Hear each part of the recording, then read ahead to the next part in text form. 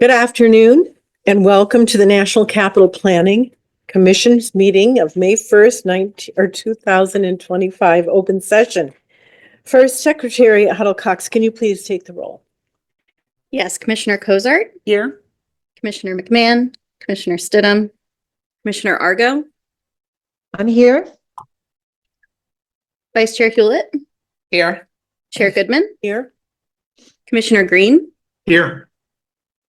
Commissioner Tunstall Williams, Here. Commissioner Dixon, Here. Commissioner Cash. Present. If there's no objection, the agenda as posted is adopted as the order of business. And can we please now stand and say the Pledge of Allegiance? I pledge of allegiance to the flag of the United States of America, and to the republic for which it stands, one nation, under God, indivisible, with liberty and justice for all.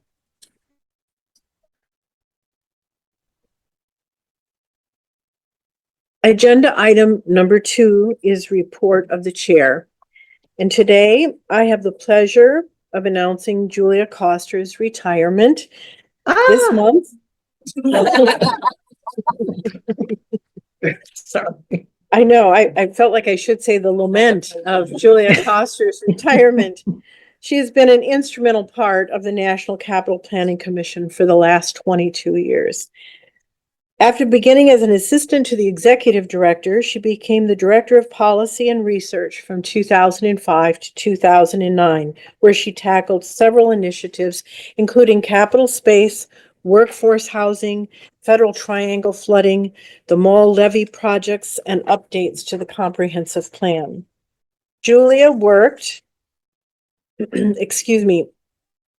Julia then spent 2 years as the Director of Intergovernmental Affairs and worked on St. Elizabeth's economic development opportunities with the district and other federal agencies. She has also been detailed to HUD for planning work and the DC Council to assist with the adoption of the comprehensive plan. Julia is best known, however, for her 12 years as NCPC's Director of Public Engagement, where she led a team that flawlessly handled all of NCPC's outreach, including our beautiful website, materials and reports, public meetings, and media inquiries. She set a high bar for all of the work that bears our commission's name, and we are grateful to her attention to detail and her planning expertise. During 7 of these years as Director of Public Engagement, Julia also served as the Commission's Secretary. And this is how I and how many of us came to know Julia and to appreciate her and her skills so much. In addition, I just want to say that as chair of NCPC and on behalf of my fellow commissioners, I want to recognize your exemplary career in public service and your role in service to our nation. And to everyone at this table, and to those who came before us, and those who all grateful for your work. So thank you, Julia. You've served the community, the district, and our country with distinction. You've also exemplified exceptional leadership, exceptional proficiency in public engagement and collaboration, and you are valued as a colleague by your peers and a mentor by this commission. By other local and federal partners, you have been called a leader, and by NCPC staff and the members of the wider DC community. I'm very grateful that I have been able to work with you, grateful for your patience and guidance, and grateful for the orientation you provided me as I assumed this role. But mostly I'm grateful to call you friend. I just want to say, as the wonderful Fred Rogers said, we live in a world in which we need to share responsibility. It's easy to say, this is not my child, this is not my community, this is not my world, this is not my problem. And then there are those who see the need, who see their role, and they respond with service. I consider these people my heroes. Julia, you're one of my heroes. Thank you, and stay in touch, please. And I'd also like to pass the gavel and the floor to Evan, who also worked with Julia Yeah, I just want to thank Julia so much. Some of you might not remember, but we actually shared Julia for, I think, over 3 years, right before the pandemic and then into the pandemic. Julia was single-handedly responsible for wrangling all 13 council members to unanimously adopt the comprehensive plan that had been sent over to us by Commissioner Cozart and her shop. I mean, I can't even imagine how we would have done that without you, especially running into the pandemic. Everything took longer than we thought it would, but you did a masterful job in making sure that the DC government has its own comprehensive plan. I don't know what we're going to do now that we're starting the new phase, but I hope that you will at least pay attention, stay involved, and give any comments you might have, and pick up the phone if we ever have a question. But I can't thank you enough from the council's perspective. So thank you. Thank you, Commissioner Cash. And we want to just say thank you and best of luck in your next adventure, but do stay in touch. Here, Thank here. you. Here, here.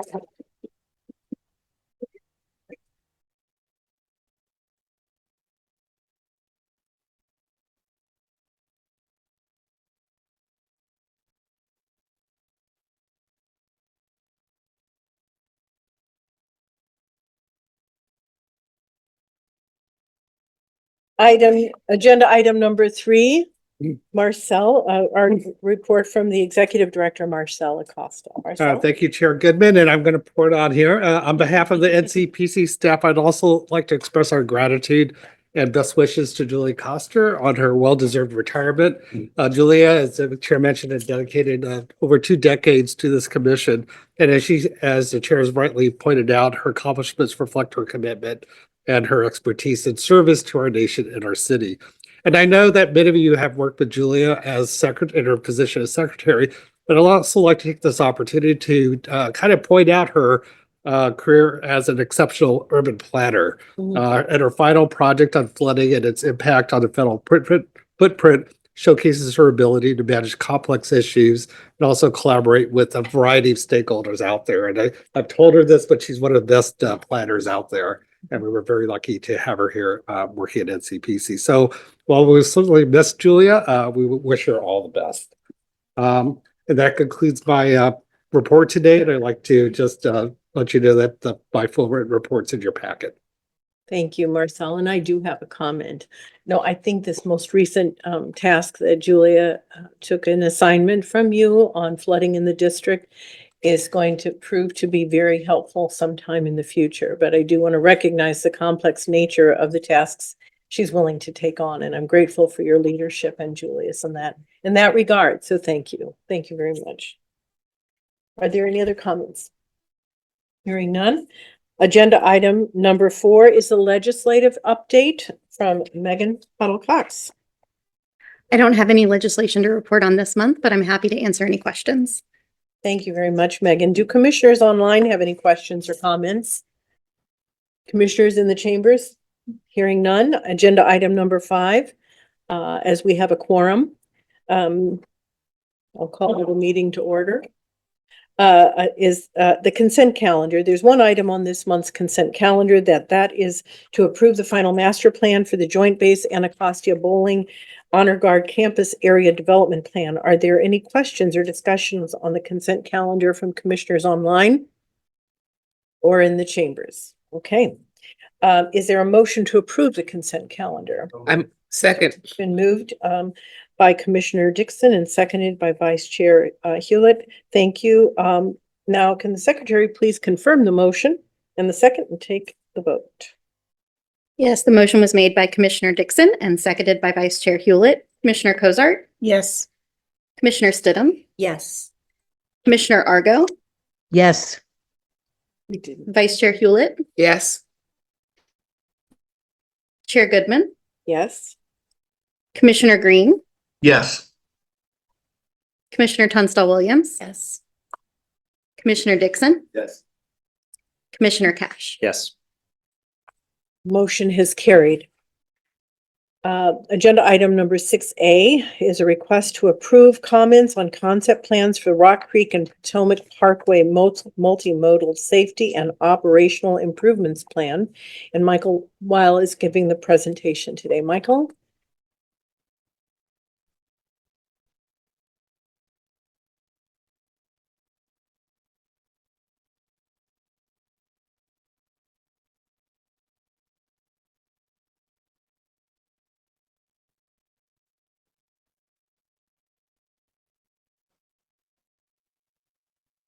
Good afternoon, Chair Goodman and members of the commission.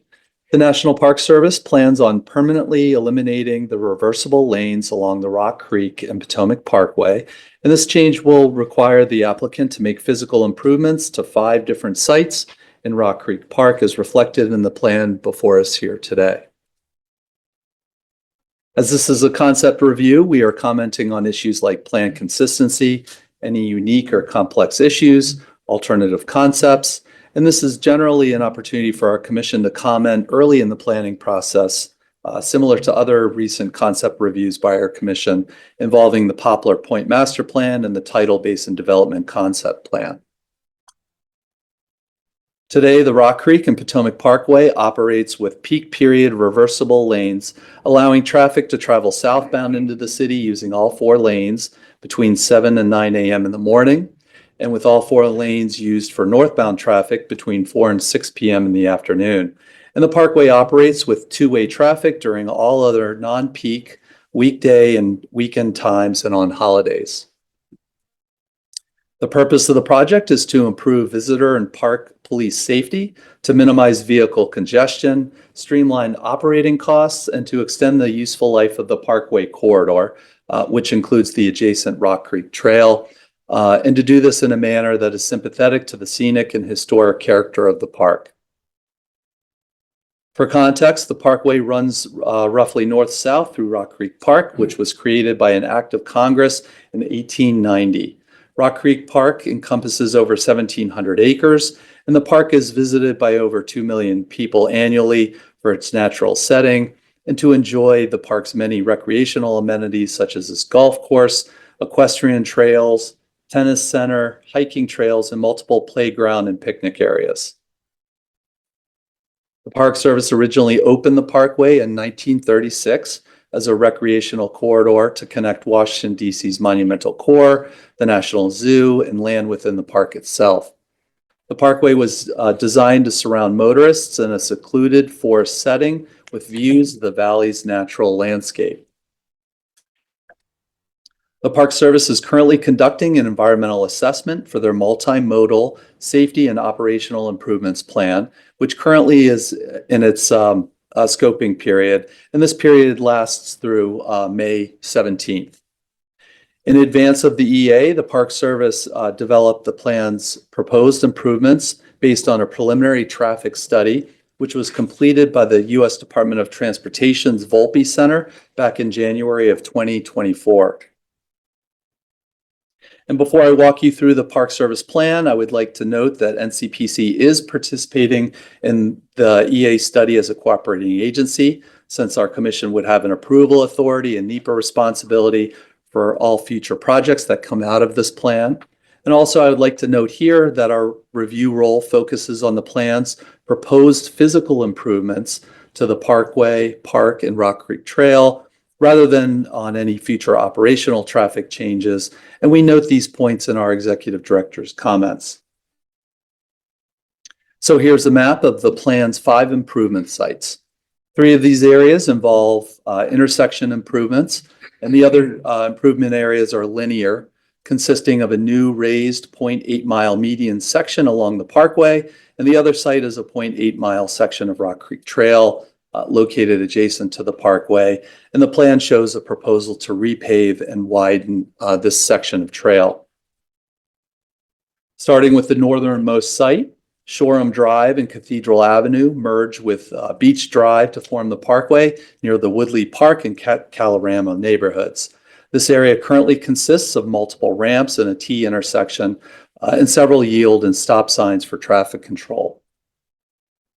Today, the Park Service must physically install and remove temporary traffic barriers here 10 times each week, Monday through Friday, as they transition this area between the peak period, reversible lanes, and off-peak lane operations.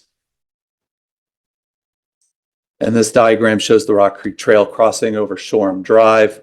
And the trail here is heavily utilized by bicyclists, pedestrians, and joggers, and other park users.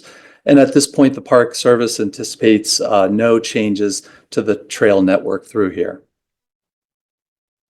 In the future, the Park Service would install a new roundabout with the intent of creating a safer environment for motorists by minimizing high-impact crashes, slowing vehicular speeds, and by reducing turn conflicts. And this improvement would help enable the Parkway conversion to permanent two-way traffic flow through the area. However, the Park Service submission clarifies that the ultimate size of the new roundabout may change depending on the results of additional traffic modeling, and the roundabout could impact nearby historic and cultural park resources. So for this area, we note the possibility of using the new roundabout for future commemoration and also as a useful visual cue for Rock Creek Park users. And we recommend careful study of the roundabout operation since these can still be challenging for trail user street crossings. And sometimes roundabouts can require additional traffic control measures. And we want to make sure that any additional flex posts, signage, or traffic signals associated with the new roundabout are appropriately accounted for in the environmental assessment and Section 106 reviews. And we reflect these points in our comments. Here's the second improvement area, a 0.8 mile section of Parkway as it passes under the P Street Bridge. And here the Park Service proposes to replace the double yellow painted median line with a new raised median barrier. While the painted median is necessary for reversible lane operations, the proposed raised median would create a safer environment for motorists by reducing the risk of head-on and side swipe crashes along this section of the Parkway, which can be challenging to drive through with its access ramps and limited sight distance issues. The Park Service submission clarifies that the new median may require a slightly wider parkway, and the new barrier could impact nearby historic and cultural resources as well. We recommend a future median that is based on a balance of functionality and aesthetic considerations, and the Park Service should use quality materials and model the new median on other successful applications in the city, such as the existing stone median along Military Road in Northwest Washington, D.C. The third improvement site is a 0.8 mile section of Rock Creek Trail situated adjacent to the Parkway. And here the trail is currently only about 5 feet wide. And as shown in the photos, the trail's pavement is uneven and cracked in areas. The plan shows a wider trail section up to a maximum of 12 feet so as to create a safer travel environment for its users. And the wider cross section would match other existing Rock Creek Trail sections in the area. However, ultimately, the final trail width will be determined based on additional design work and informed through the EA and Section 106 study processes.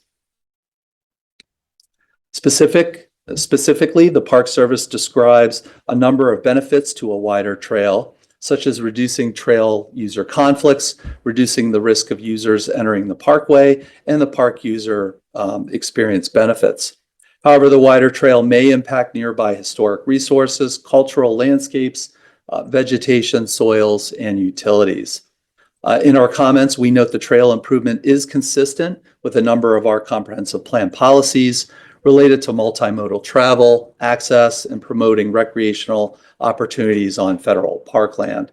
However, we also caution that additional information is still needed so that the final trail width will balance the needs of its users with minimizing its impact to the park resources and natural environment. Moving further to the south, the Parkway's intersection with Virginia Avenue is the plan's fourth improvement site. This intersection currently operates as a four-way signal-controlled intersection with DDOT control over the Virginia Avenue approach and Park Service control over the Parkway approaches. And so the Park Service and DDOT will need to work together to implement any future potential intersection improvements here. This diagram shows how the intersection currently operates during peak and off-peak periods with temporary barriers installed in different locations by the U.S. Park Police. The Rock Creek Trail currently runs along the west side of the intersection between the Parkway and the Thompson Boat Center parking lot. And here the Park Service Plan shows two different intersection improvement concepts, Concept A and Concept B. And both of these would add capacity to the Parkway's southbound lanes in order to better accommodate left turning traffic through here. Concept A would add one new southbound lane to the Parkway to enable a dedicated left turn lane at the intersection. And then Concept B would add two new lanes for even more left turning traffic capacity here. Concept A would not require any changes to the Rock Creek Trail alignment through here, whereas Concept B would require the trail to be relocated to the west in order to make room for the additional Parkway lanes. And this would likely impact existing vegetation along the trail. And we reflect this key difference between the two concepts in our comments. In addition, we note the intersection is located near a potential future commemoration site as identified in our Memorials and Museums Master Plan, and therefore we recommend that the applicant work to minimize any potential conflicts to this potential 2M site through the ongoing environmental assessment process. So here's the fifth and final improvement site, an area that consists of a series of merging ramps that weave together Ohio Avenue, the East Street extension, and the Rock Creek and Potomac Parkway near the Lincoln Memorial. This area is currently controlled through a series of yield and stop signs with no signalization today. There are currently no formalized trail connections across Ohio Drive for safe access between the National Mall and Potomac riverfront areas and the Rock Creek Trail to the south. As shown in these peak and off-peak traffic flow diagrams, this area can be complex for drivers, bicyclists, and pedestrians to navigate through today. The Park Service Plan shows four potential improvement concepts here, concepts A through D, and all of these would add a new trail connection across Ohio Drive. Concept A does not include any noticeable changes to the existing roadway network. However, the Park Service would install two new traffic signals along with the new Ohio Drive trail connection. Concepts B and C include new T intersection configurations with an east-west alignment in Concept B and a north-south oriented alignment shown in Concept C. Both of these reconfigurations would have new traffic signals and the new trail connection. And then here's the fourth concept, a new roundabout with new signage. And this concept may also have new signalization as well based upon the results of the environmental assessments traffic study. All these concepts would be compatible with ending reversible lane operations along the Parkway, and all of the concepts are intended to create safer travel environments through this area. Concepts B, C, and D would involve intersection reconfigurations, resulting in new green space in the area. However, these concepts may also impact nearby historic and cultural resources in the park. As part of our comments, we do include a finding that the Park Service Plan is consistent with several goals from the 2009 Monumental Core Framework Plan and also the Foggy Bottom Area Study related to improving multimodal accessibility. And none of the Park Service Plan concepts would preclude a larger scale effort to reknit the city here in the future and to better connect the National Mall and Potomac riverfront areas. Since this is still very early in the Park Service's EA process, we encourage the Park Service to consider best management practices and to look at other successful examples of traffic calming elsewhere in the region. And we also support additional traffic analysis in order to assess each of the plan concepts in coordination with DDOT and other interested agency and public stakeholders. And we recommend additional coordination through the NEPA and Section 106 study processes, as well as additional coordination with the district's Department of Energy and Environment to ensure that these plan improvements would comply with district stormwater regulations and that any potential impacts to nearby water resources are successfully mitigated. So with that, that concludes my presentation. All of these comments are included in our staff report to the Commission, and many of these comments have also been incorporated into today's presentation. And with that, I would like to note that we do have 3 Park Service representatives here with us today virtually. First, we have Brian Joyner, who is the superintendent for Rock Creek Park, and he would now like to make a statement on behalf of the project. And then we also have 2 other Park Service staff members who are also available for questions and comments by the commission. Thank you. Thank you, Michael. Superintendent Joyner, would you like to say a few words? Thank you very much. Good afternoon, commissioners. Again, I'm Brian Joyner, Superintendent of Rock Creek Park. I'm also here representing the National Mall and Memorial Parks, which also manages portions of the Rock Creek and Potomac Parkway. I thank you for allowing me some time to address you today about the Parkway's Multimodal Safety Operational Improvement Plan. As we discuss the improvements to the Rock Creek and Potomac Parkway, it's important to highlight how this project aligns with the National Park Service's mission to provide safe and accessible experiences for all visitors while preserving our natural and cultural resources. These enhancements not only promote visitor safety, but also support our national transportation strategy goals by ensuring that our infrastructure remains in a state of good repair. This project is a great example of partnership between Rock Creek Park and the National Mall in carrying out a mission and achieving our shared goals. By eliminating the reversible operations and improving access for pedestrians and cyclists, we are reinforcing our commitment to enhancing the overall visitor experience while doing so in a manner that is sensitive to the scenic and historical character of Rock Creek Park corridor, ensuring that the integrity of the park's natural and cultural resources are maintained. We understand that this is of great importance to the commission and to planning efforts around the city, and we have extended the public comment period through May 17th, allowing for ample time to review and comment for all. Thank you so much for the opportunity for me to speak today. And with that, I turn it back to you. Thank you very much, Superintendent Joyner, and thank you, Michael Weil. And before we move to commissioner comments, we have some special guests here today, but do the commissioners have any specific questions for Michael or Superintendent Joyner before we move on to our guests? All right, no questions. So could we now have public testimony? And we have 3 people signed up. We have Edward Comer. You're testifying on behalf of the Advisory Neighborhood Commission 2A, and you will have 5 minutes to provide your testimony. Please proceed when you are ready. Oh, he's online. I see. Thank you. Okay. Yes, sir, Mr. Comer. Can you hear me?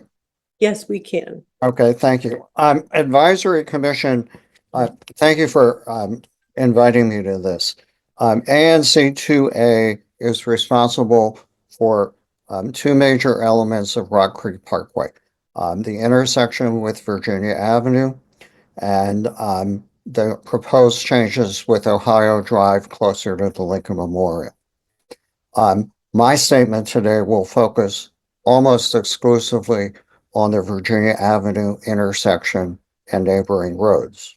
But first, I want to clarify our position on the overall proposal. We are not taking a position on the proposal to end one-way rush hour traffic. We're assuming it may happen, but that's not our position. We support the addition of a median, and we support the trail improvements between K and P streets. Our biggest concern is the Virginia Avenue intersection. Whether or not one-way rush hour traffic is eliminated, it is a very dangerous intersection, both for car vehicles and for pedestrians. It probably almost certainly needs 1 or 2 more lanes going south and additional left turn lanes. But what's important is those lanes feed into Virginia Avenue and then into a complex series of intersections involving the access to the Potomac Freeway, 27th Street, I Street, and K Street. Those intersections were shown on slide 21 of the excellent presentation that you just saw. Those intersections I'm talking about, 27th Street, I Street, K Street, and the Potomac Freeway, were all identified in the Volpe study, which was again mentioned earlier in the presentation, as intersections of great concern. Our worry is they are already highly congested. They lack adequate safety signs. They lack adequate lane measurements, lane identification. We had a sign that got knocked down a year ago that has not yet been replaced. And we're worried that if we get more traffic turning onto Virginia Avenue from Rock Creek Parkway, we're just going to move the congestion and the safety concerns from the Parkway to what I'll call the square one area, because ironically, this area all surrounds square one in the district, the first square identified by Pierre L'Enfant when he designed the district. These intersections begin less than 7 car lengths from the one that you're talking about, Rock Creek Parkway, but they're not identified or studied in the scoping study. I attended a session about a year ago with the Park Service and neighborhood interests, and they said they were going to coordinate with DDOT. I have talked to DDOT. They have said, well, maybe there's, they've given some comments, but there's no material now in the public record that identifies what the implications are for this nearby area. And probably what's more important is, how do we resolve any problems before they occur? Okay. I'm not asking your organization to resolve those problems, and I'm glad to see in the presentation that the suggestion is that the Park Service needs to work together with DDOT. That's what I think is important, and I would like to urge your commission to urge that not only that occur, but that the scoping materials and studying materials that are made available to the public include not just the materials and impacts on Rock Creek Parkway, which is NPS jurisdiction, but on these other streets that are DDOT jurisdiction. Traffic doesn't understand the jurisdictional barriers. People walking across streets, 27th Street is a street that you cannot safely walk down as a pedestrian right now. None of those things identify jurisdictional boundaries that are important to agencies. And we need a analysis document that covers both issues. With that, I'll stop. Open to any questions, please. Thank you very much, Mr. Comer. Yeah, it's very solid input. We appreciate it. Are there any questions? Hearing none. Our second speaker today is Mr. Dale Barnard, and is it Barnhard or Barnhard? Close enough. Okay, Barnhard. You are testifying on behalf of the Foggy Bottom Future Incorporated, and you'll have 5 minutes to provide your testimony. Thank you for coming. Welcome, and please feel free to proceed to the podium.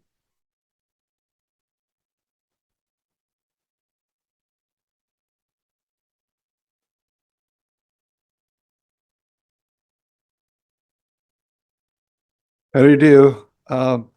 We put together Foggy Bottom Future as a vehicle for supporting the development of this area that is pretty much in the middle of where the section that Ed Comer identified. And so I have a brief statement about it that from the perspective of our group, which is meant to support the development of that area, is what our goal is, and that's why we're here today.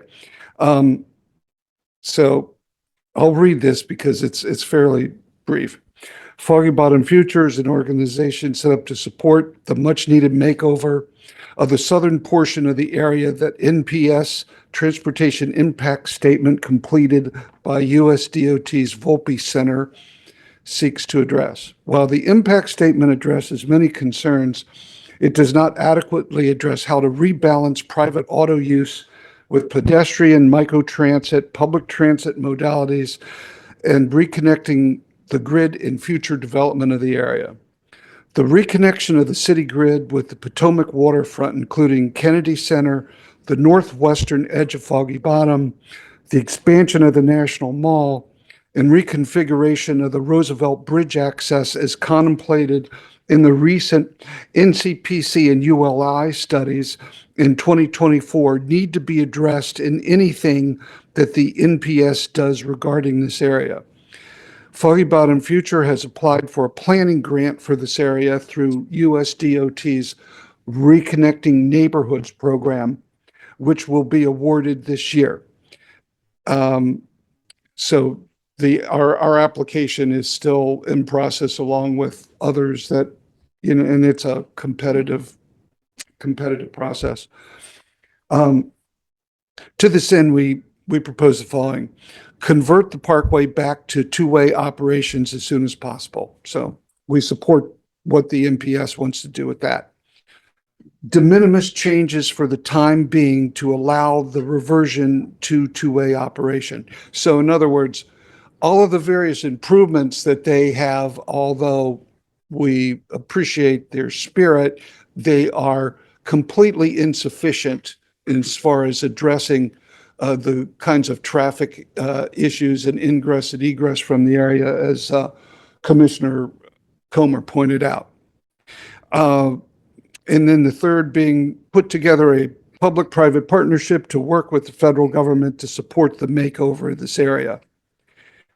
We have provided a preliminary sketch on a possible traffic solution for the northwest section that would eliminate the problematic intersection of Virginia Avenue Northeast, Rock Creek and Potomac Parkway, 27th Street Northwest, I Street Northwest, and K Street Northwest.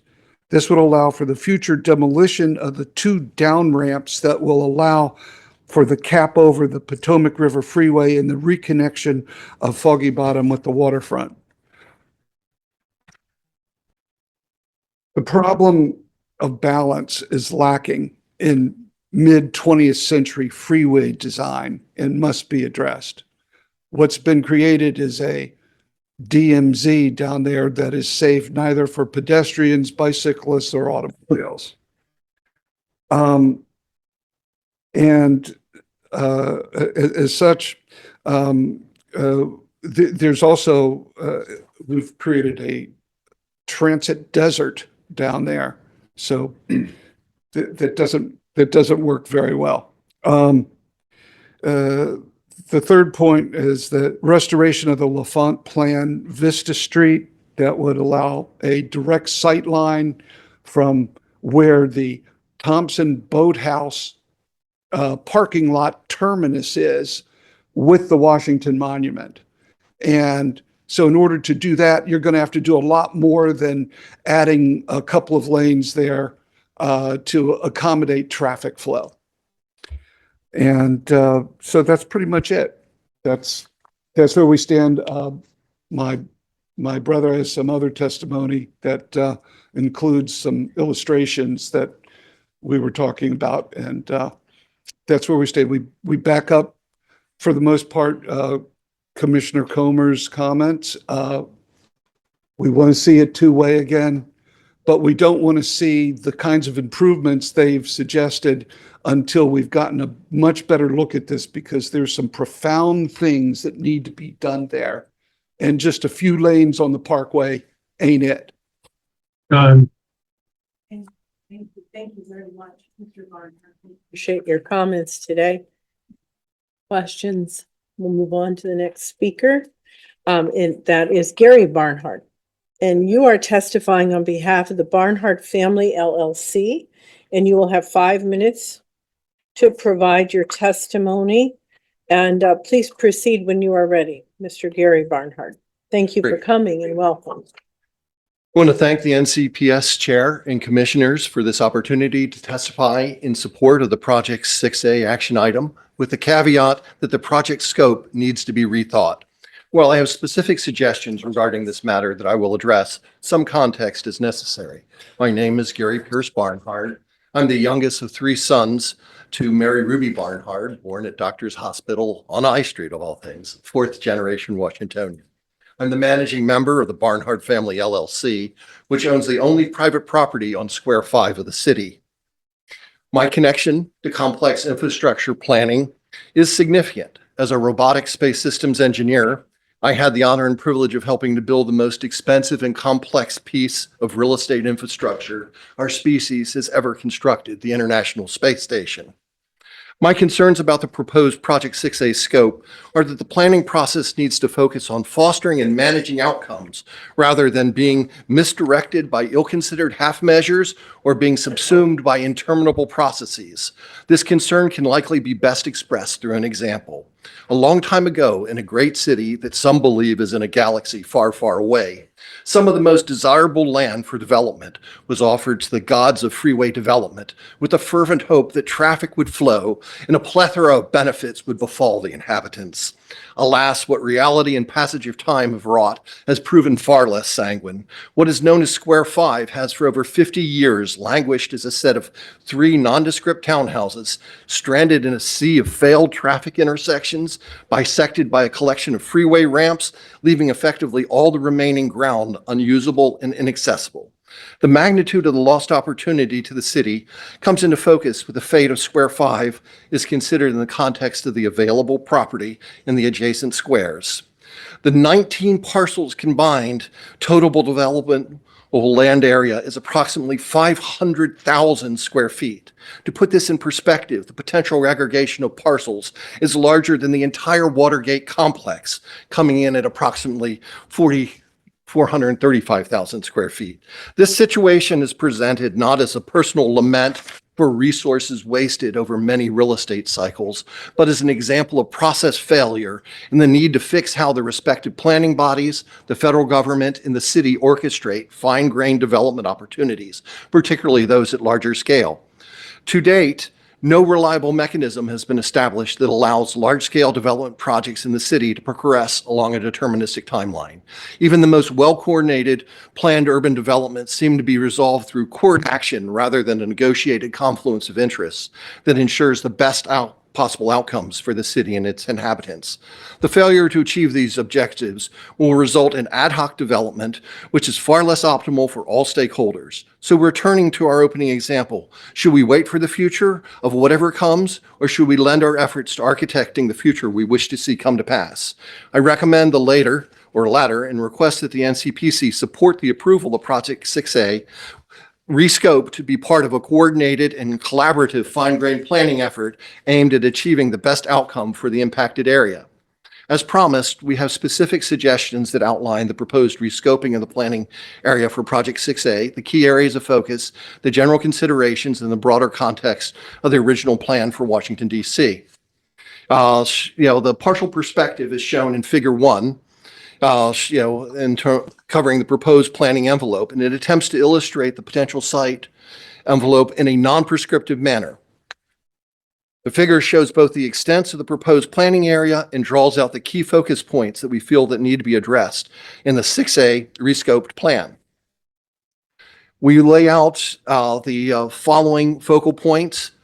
Each of the Potomac River Freeway interchange ramps should be included in the effort. There are 5 of them. Secondly, the planning effort should include the roadbeds for 27th Street and between L and Virginia and the 2600 block of I Street. The planning effort should include the following structures, which include our properties, the campus living boathouse, the gas stations, and the metro substation. The planning effort should also create a new intersection between K and 26, and that there are various Rock Creek Parkway routing adjustments that could make a material difference in the flow of the traffic and address all of the intersections, which will show up in the second diagram that's made available. And in terms of general considerations, the rework may consist of moving, decking, widening, and intersection functionality.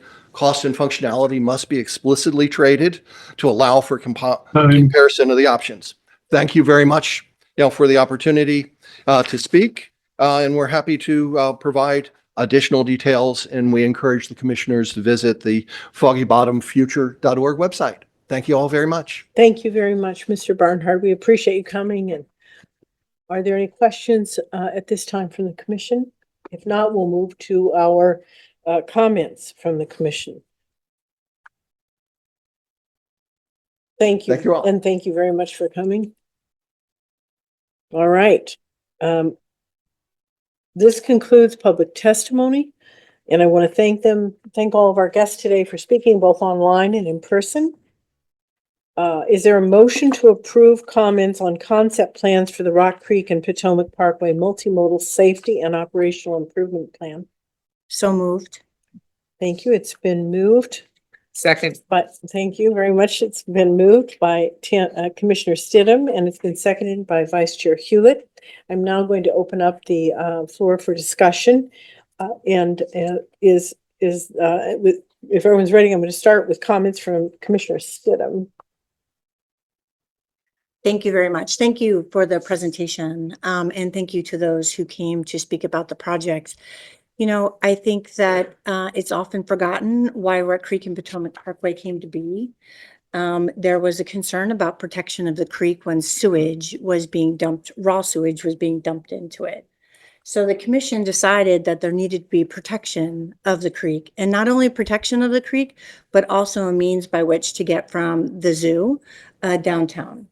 And this pleasure drive, which was created that had ample room on either side to provide a proper setting for what is to be a parkway and a grand entrance into the city.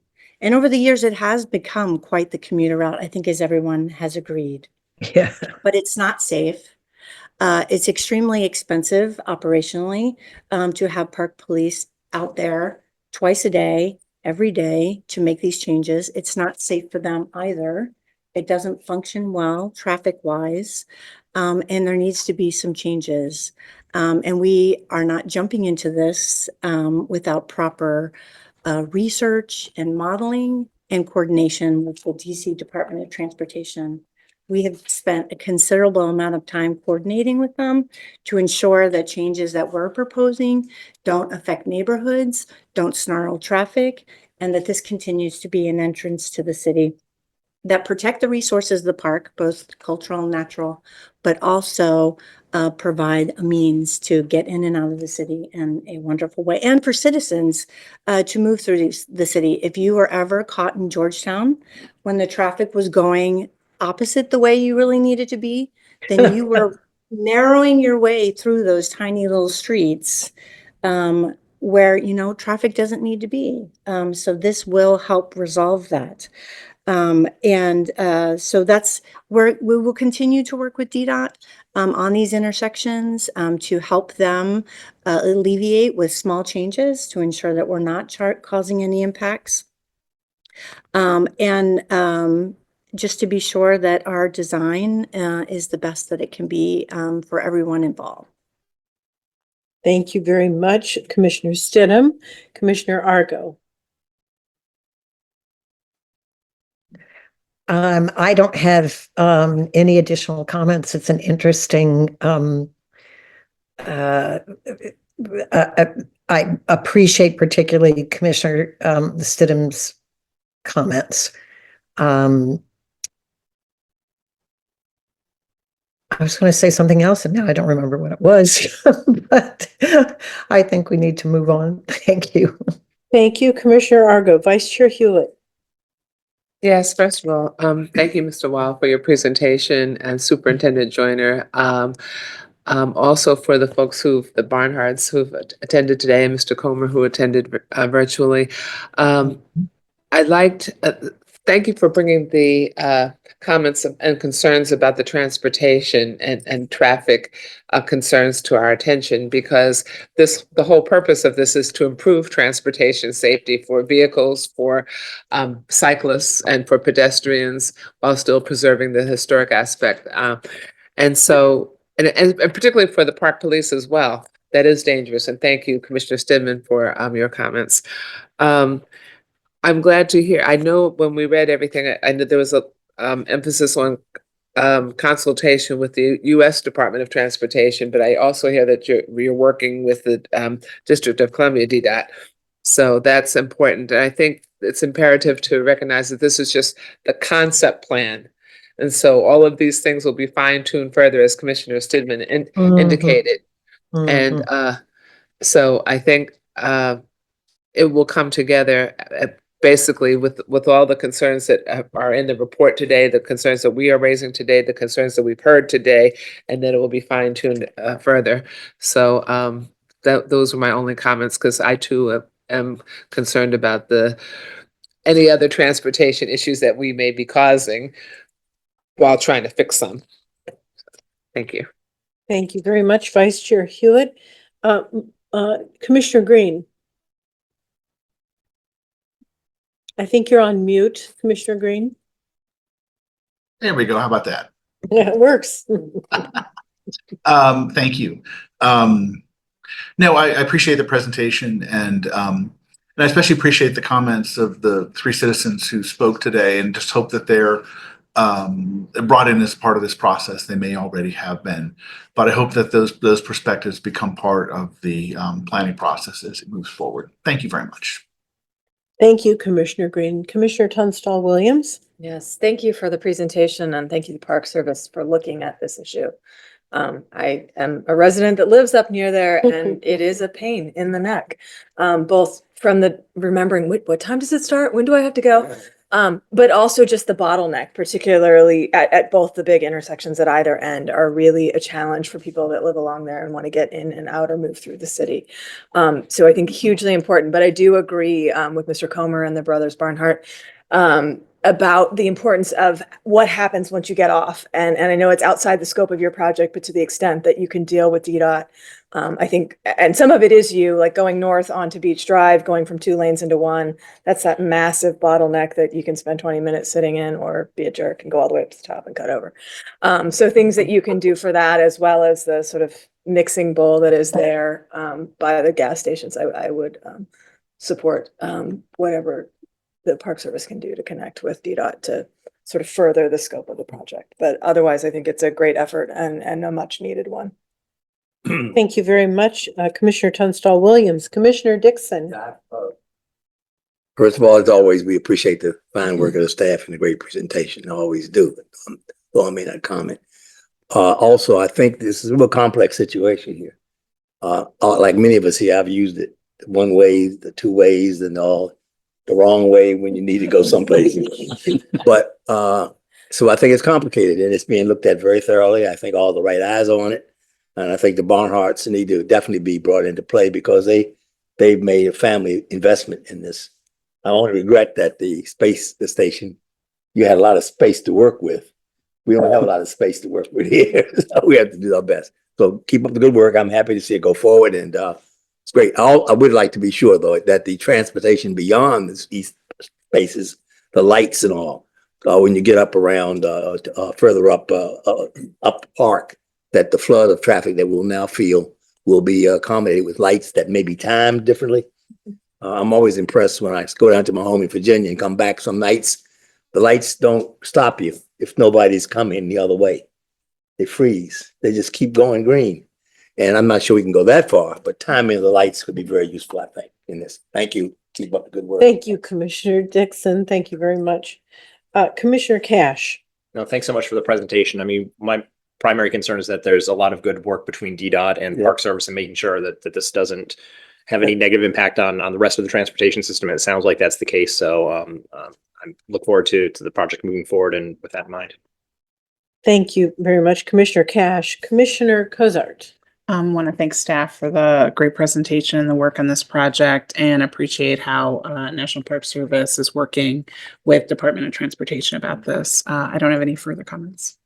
Thank you, Commissioner Kozar. And I hear one more thing over here from One thing Commissioner Tunstall Williams. I forgot to mention, and I believe I heard, but I want to confirm, the traffic study was done in January 2024. Are you looking at redoing that based on the return to office and all of that that's going on? The traffic on the Parkway is markedly different, I think, than it was in January 2024. We've already done that. We Awesome. are sure that we've incorporated any and all return to office into our traffic modeling to ensure that we are properly characterizing the traffic. Great, thank you.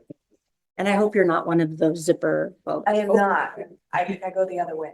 I watch them and I get angry at that. Thank you, Commissioner Stidham and Commissioner Tunstall Williams. And unless there are any further comments from the commission, I would close by just saying again, thank you to staff.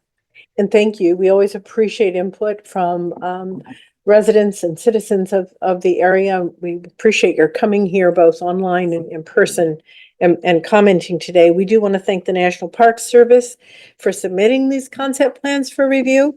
The Rock Creek Park is a jewel in the Park Service system and in Washington, D.C. It serves many masters from open and recreational space to wildlife habitat, and it is a multimodal corridor. The goals of the project are laudable, particularly to improve access to all users. As the planning advances, it's going to be very important, as many have stated, that MPS continues to coordinate with stakeholders, residents, as well as DDOT. And I certainly, want to encourage that work to continue. And I look forward to seeing how the plans develop as this engagement continues over the next several months. I don't live here. I don't drive here. But I know that it doesn't matter where you are in this country, that older transportation systems come into conflict as time passes with new uses and multimodal transportation users, and also with the limited space that they were originally built in. So I do encourage you to, continue to work together, because it's probably more difficult than a space station is in my mind. So, but thank you. Thanks to everyone. Are there any further comments or questions? Hearing none, can the secretary please confirm the motion and the second and take the roll call? The motion was made by Commissioner Stidham and seconded by Vice Chair Hewlett. Commissioner Kozart? Yes. Commissioner Stidham? Yes. Commissioner Argo?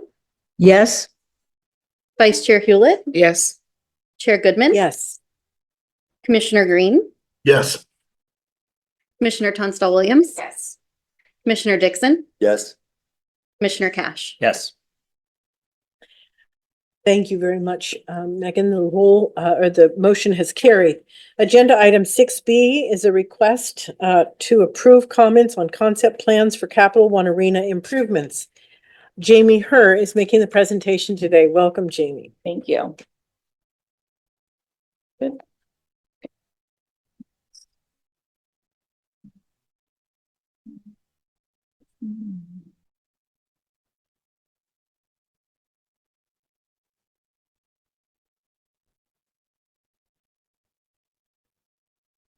Thank you.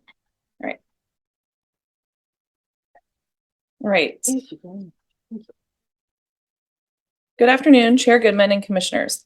The District of Columbia Deputy Mayor for Planning and Economic Development, along with Monumental Sports and Entertainment and their design team, have submitted concept plans for review and comment by the Commission. Overall, staff recommends the Commission approve the comments in the Executive Director's report that I will also review in this presentation. The applicant initiated a consultation with staff in December and then gave an information presentation to the Commission at the February Commission meeting.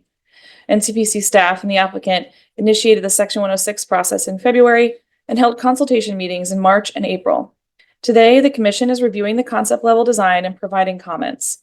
The applicant will come back at a future date for the preliminary and final reviews. As I noted, today we are looking at the concept plan, where the Commission should be focused on issues such as consistency with NCPC's comprehensive plan and other policies, appropriateness of the concept for the site, and are there any particularly unique and/or complex issues? Today I will cover the following topics in review of this concept: the location and existing context, the existing conditions of the site, the project's goals, the updated building design, access and site design, signage and lighting, and the recommendations. Capital One Arena is located on the block bounded by 6th Street on the east, 7th Street on the west, and F Street on the south. Gallery Place Way is on the north. The arena is located in the middle of downtown, surrounded by significant National Historic Landmarks, or NHLs, including the Patent Office, now the Donald W. Reynolds Center for American Art and Portraiture, also known as the Reynolds Center, the General Post Office, now called Hotel Monaco, and the Pension Building, which is now the National Building Museum. Capital One Arena is in a central location of the historic L'Enfant City Plan and is surrounded by L'Enfant streets, including 7th, F, and 6th Streets. The arena is adjacent to the Pennsylvania Avenue Historic District, the Downtown Historic District, and 2 NHLs. The National Historic Preservation Act, Section 106 process for this project was initiated in February, as noted earlier, and staff has hosted 2 consulting parties meetings thus far. The meetings were to evaluate the historic context and potential adverse effects of the updated design. This process is ongoing, and staff requests the applicant continue to coordinate with consulting parties in preparation of the memorandum of agreement for the project as part of the 106 process. The Reynolds Center, as noted, originally the Patent Office, is considered one of the most significant buildings in Washington, with its porticos modeled after the Parthenon in Athens. It sits prominently within the 8th Street axis, anchored by the Carnegie Library to the north and the National Archives and National Gallery Sculpture Garden to the south. I'd like to note the setting of the Reynolds Center is unique in that the block in which it sits extends beyond adjacent blocks and allows for more public space, elevating the building's significance, especially on F and G Streets. This allows for more expansive views of the building in this setting. Next, I will review the existing conditions of the building and the site. The existing building, which opened in 1997, was designed to appear as a series of separate facades to break up the building massing. The primary corner at 7th and F Street includes a large corner digital display. The main entry on 7th Street, or on F Street, is demarcated by the large awning. These images show several views of the existing building, including the entry areas, pedestrian views, and existing examples of transparency. The existing arena has a main entry point on F Street, noted here.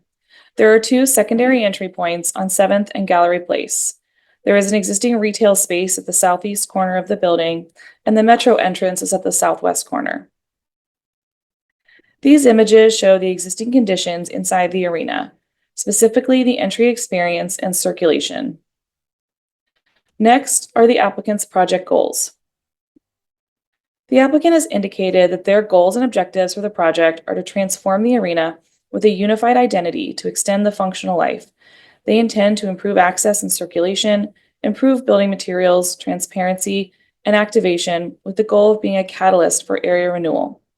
Staff supports the project objectives to extend this functional life of the arena and reinforce its urban presence within downtown Washington by improving access, enhancing wayfinding, and the arrival experience, enlivening the arena exterior to make it a must-see building for residents and visitors, and activating the arena as an entertainment venue in the heart of the city. Next, we will go into the updated design of the building. Since the information presentation in February, the applicant has updated several elements of the design noted here. These updates include new areas of wall transparency, removal of one of the wall signs, updated materials including more transparency in the veil material, new street level elements such as artwork, a team history wall, and an information sign, and an updated metro entrance. In this section, I will be comparing the new design to the previous design when available. To start, this is a reminder of the current building at the corner of 7th and F Streets. This was the rendering of the same corner presented to the Commission at the February meeting. This view introduced the concept of the veil, wrapping the building and moving the main entry west, closer to the metro entrance. The updated rendering shows that additional glazing has been added to the facade on 7th Street. The transparency of the veil has increased. The main building materials have changed with limestone at the street level and metal panels above. The reflective tile has been removed from the metro station as well. In this additional updated view, you can see the transparency of the veil and the addition of elements to activate the street level, including artwork on 7th Street and the team history wall on F Street. There's also a new digital wall information board on F Street. This updated view shows the new wall of glazing that denotes the relocated main entry. The entry was moved west to provide better flow for patrons entering the building. The updated design also widened the entry to the metro from the previous iteration and added the digital information sign at the street level. As noted, the applicant has updated the materials to include ETFE as the veil, which stands for ethylene tetrafluoroethylene. I'm only going to say that once. And is a semi-transparent lightweight polymer as the veil material. Sculpted metal panels, glazing, and limestone at the street level to coordinate with the existing buildings in the area. This view shows the main entry and team history wall. The shape of the veil was also modified to lift at the corner in deference to the Reynolds Center cornice. As noted, the applicant is proposing a new street level activation, including a team history wall on F Street, just east of the relocated entry as noted here. The corner of 6th and F Street, the previous design increased the glazing at the corner with the veil lifting up and around the side to end on 6th Street. There was also a new digital sign included on this facade. The applicant has modified the design by eliminating the digital signboard and replacing it with additional glazing and softening the outer edge of the veil. Moving further north on 6th Street, the applicant previously showed an improved accessible entrance on this location. The updated facade on 6th includes improved transparency at the accessible entry, in addition to the new glazing that replaced the removed digital signage. As noted, the applicant has updated the materials and their locations on the building as noted here. Moving back over to 7th Street, just north of the metro entrance, the applicant is proposing integrated artwork on the walls and improved transparency. There is another view of the same area on 7th Street with the integrated artwork panels and the improved transparency. This new area of glazing creates the opportunity to experience the veil element from the interior of the building, as shown here. This rendering shows the interior view through the new glazing and the veil looking toward the Reynolds Center to the west. At the northwest corner on 7th Street and the terminus of G Street, the applicant included an updated digital signboard intentionally located to allow for G Street to be used as a viewing area for the screen. The veil in this previous iteration sweeps out over the sidewalk on Gallery Place Way as it curves around the corner. The updated design of this corner of the building maintains the large digital signboard, but pulls the edge of the veil into the building at the corner. The updated materials include the expanded glazing at 7th Street, as noted here. The previous design included an expanded entry at Gallery Place Way, where the veil terminates. This entry included the integration of a wood material on the facade.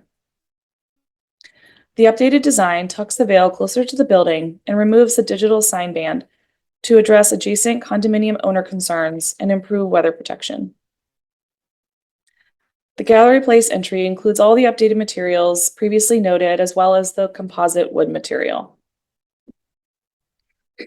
As part of the updated design process and the Section 106 process, the applicant has done a series of viewshed diagrams for analysis. These views show the existing conditions, and then on the left, and then on the right, the proposed condition with the updated building. This first view is looking northeast towards the corner of 7th and F Streets. The Reynolds Center is in the foreground on the left. Staff finds that while there is ample opportunity for a modern approach that unifies and elevates the design of the arena, it must also be complementary of both the Reynolds Center and Hotel Monaco and be deferential at key viewpoints to preserve the settings of these important NHLs. Shifting to the other end of F Street, this view looks west with the existing on the left and the proposed on the right. This view is on 7th Street looking north toward the arena. The Hotel Monaco is on the left in the foreground. The final viewshed diagram we've included is of G Street looking at the terminus at 7th. The proposed design, as noted earlier, shifts the digital sign to be more centered on G Street as a viewing stage for large events. In summary on the building design changes, staff supports the design changes made to date, especially the increased glazing, improved streetscape engagement elements, updated materials, and the additional viewshed studies. However, the redesigned arena will appear prominently in this setting, and it is an opportunity to help improve the setting and enhance the public space. To do so, we recommend the applicant continue to refine and unify the composition of all elements, building, display screens, and veil, to better respect the setting of the National Historic Landmark buildings. In particular, the overall composition of the design, including the building, LED display boards, newly introduced LED band, and veil, could be further integrated, elevating the overall design and reflecting the arena's importance within downtown and its prominent location adjacent to 2 NHLs. Next, I will walk through the proposed site design changes with a focus on pedestrian access and ground floor activation. The applicant has updated the street level activation to the extent practicable given the internal constraints of the building. The current building only has one corner of street-facing retail noted here on the left. The updated design on the right includes the same retail section, but adds in the team history wall and artwork pictured earlier.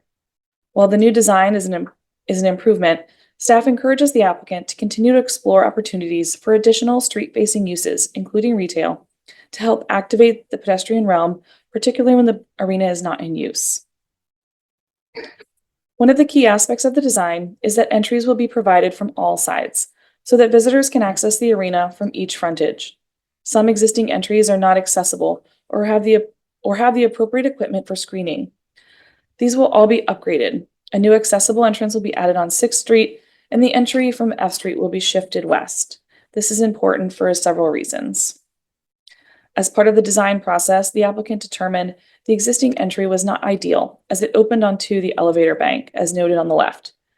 As the elevators are too complicated to relocate, the applicant is proposing to relocate the main entry further west to allow better movement into the building. The applicant plans to implement frictionless security screening that can process up to 3,600 guests per lane per hour, pilot facial recognition ticketing, and vastly improved distribution of entries into the arena and vertical circulation within the building. With clearly defined zones for security, ticketing, concourse access, guests will move through each stage seamlessly, making the overall arrival experience faster, safer, and more comfortable. Having accessible entrances on all frontages is important because visitors can arrive at 4 different metro exits as shown here. This includes Chinatown, Gallery Place, and the Portrait Gallery. The intent will be to better balance pedestrian access so that not everyone is entering from just F Street. While the physical improvements will help, it is important to also change people's behaviors, particularly for regular patrons. As such, as part of the next review, staff requests additional details on how the new building design combined with pedestrian management will improve pedestrian safety and the user experience at the entry points. Basically, how will the applicant work to direct people to these new or expanded entrances? The existing streetscape of the building has limited greenery as noted on the left. The updated plan removes existing trees and fails to utilize space for new landscaping that could soften the streetscape. Staff finds the existing streetscape lacks tree canopy and greenery, and the proposed plan further reduces vegetation that could impact pedestrian comfort, and requests the applicant submit, as part of the next review, a plan that shows additional landscaping on F Street where there currently appears to be none. Next, I will go through the proposed lighting and signage. Here you can see the existing conditions. The existing building includes a variety of building signage as well as LED screens. As shown here, these screens can show both event-related advertising as well as commercial advertising not related to events. I'll note the proposed design reduces the number of LED screens, but consolidates square footage into larger LED displays, specifically at the corner of 7th and F Streets, which reflect upon the National Historic Landmark buildings. As part of the Section 106 process, the applicant has prepared nighttime lighting studies to show how the signage and lighting might impact the setting of the arena, in particular the NHLs.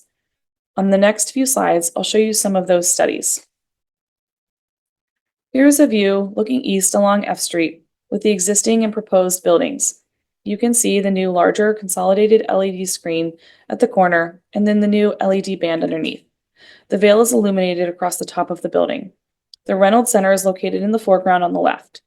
In general, staff is concerned about any increased intensity of light cumulatively from the new LED displays, lighting, and the veil. Here's a view looking west along F Street.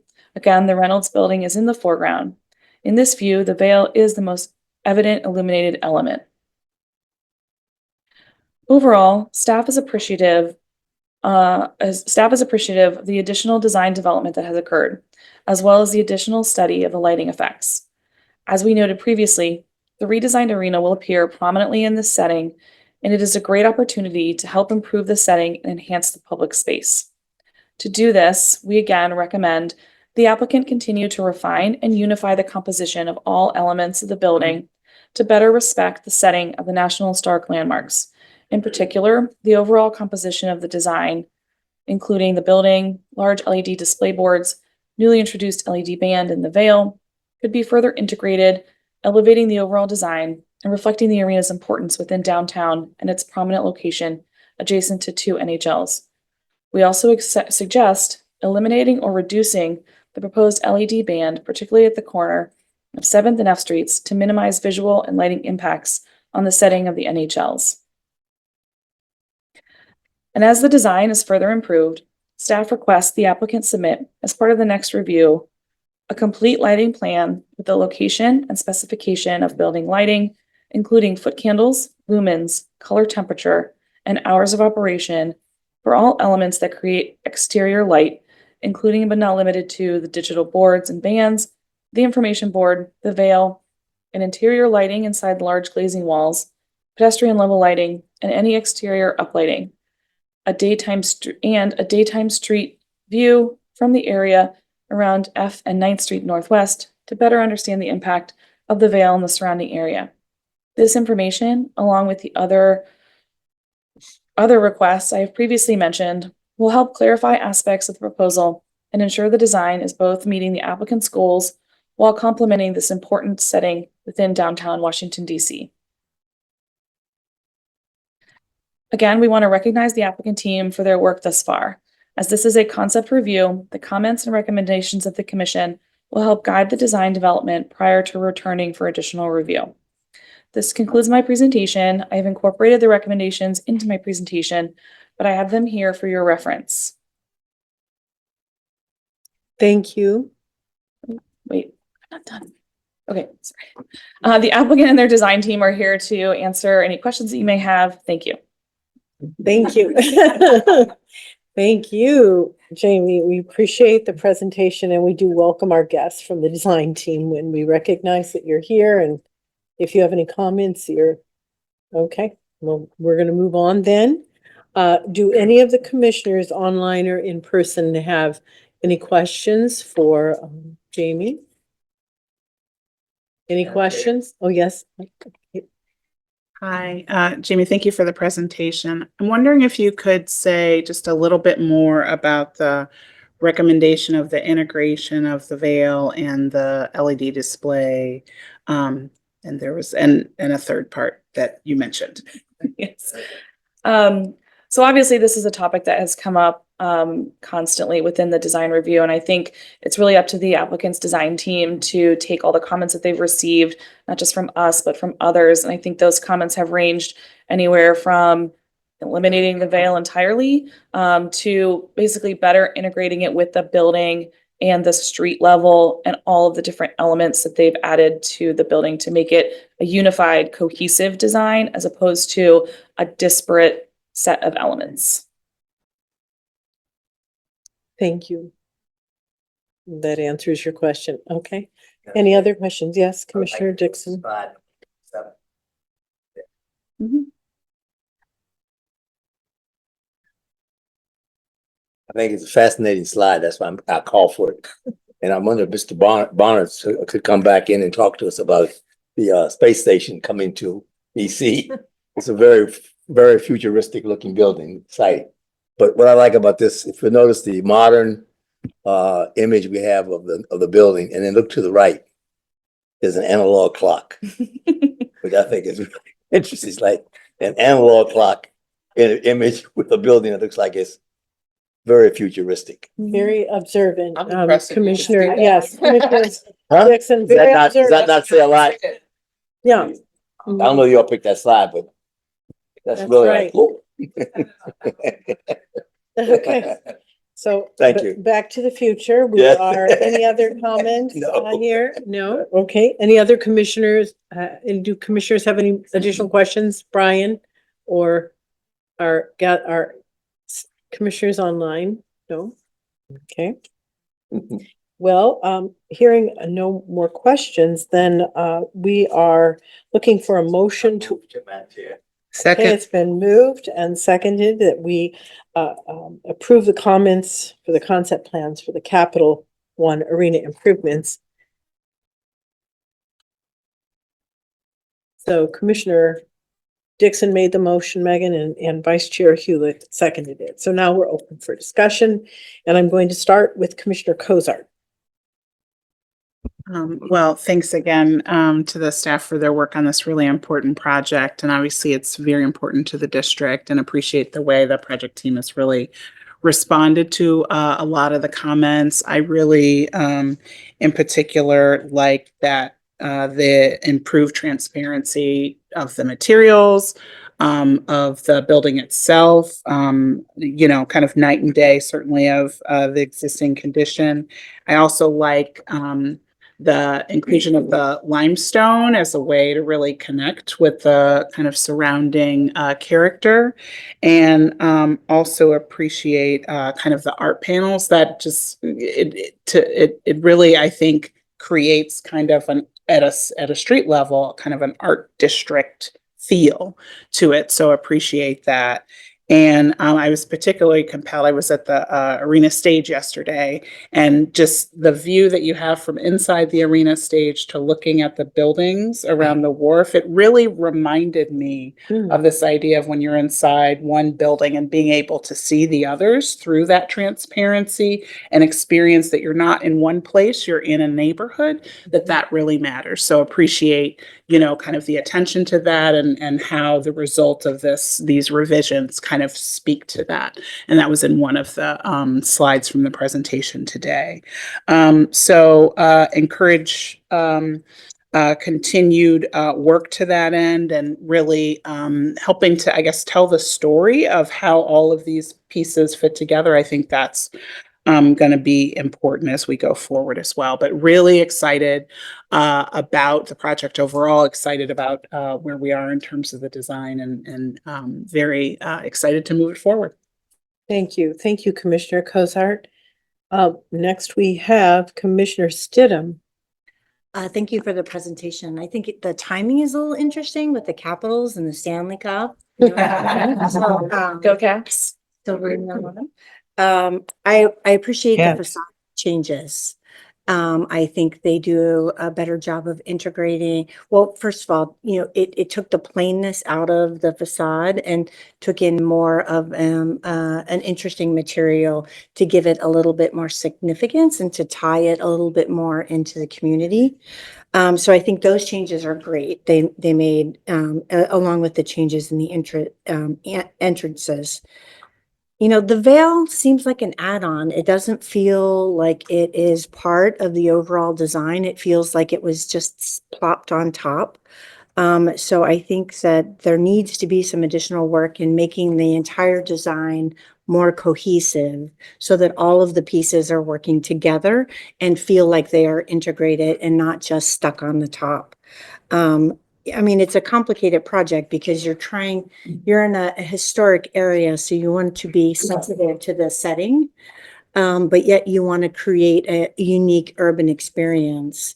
So you're going to have to find that balance between integration into the setting and making yourself stand out.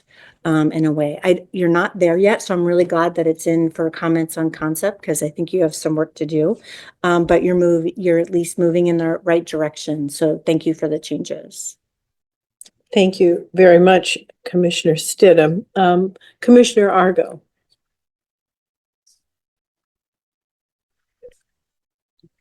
I agree with the comments that we've already heard. I appreciated the emphasis on the fact that I don't know if there was much emphasis, but that the visitors are arriving from 4 different metro stops, which you don't necessarily appreciate until you think about it. And so how that visitor experience is experienced from so many different angles and perceptions. And that's something to keep, I think, to keep in mind in the front of our minds as we continue this experience. The in reviewing this plan, I think I'm looking at my notes. Other than that, I think we're moving in the right direction, and to hope we continue to see in the design the kind of activation that we're seeing here, and it has been emphasized by several commenters and commissioners. Appreciate the work. It's exciting. Thank you. Thank you, Commissioner Argo. Vice Chair Hewlett. I like it. I really, really, really like it. I like the increased transparency. I like the street level artwork and the team history. I think that's a nice thing to incorporate. I love the modified veil and the updated materials. And I respectfully disagree with my colleague. I love the veil. Right now, it might be because I'm a hat person. I put that hat on and I wear it with attitude, and I think that is just beautiful. It sets it up. It's a major arena, and it should stand out.